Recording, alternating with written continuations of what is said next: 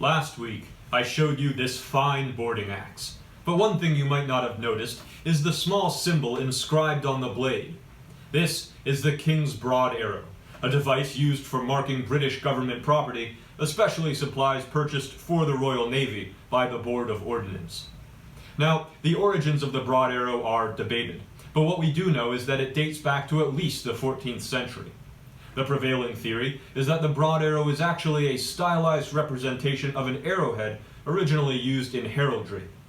Eventually, the symbol began being used to mark the king's property and was later adopted by the Board of Ordnance, which supplied guns, powder, and shot to the Royal Navy. A competing theory is that the broad arrow is actually supposed to be an anchor. The 1609 instructions for marking of timber for His Majesty's Navy orders that the commissioners mark the selected trees with an axe bearing His Majesty's letter and an anchor to distinguish them from the rest as appropriated to His Majesty's Navy, lest in the general sale they should be sold away. Whatever the origins of the broad arrow, it is a common sight on British warships, and this axe is not the only piece of equipment on board Providence to bear the mark. Let's head up to the quarterdeck, and I'll show you what I mean.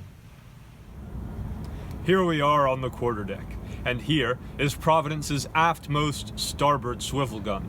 Now, I'll tell you more about these guns at some other time, but for now, suffice it to say that they are anti-personnel weapons that we generally load with grape shot, bundles of small metal balls that disperse upon being fired. You can think of them a bit like very large shotguns.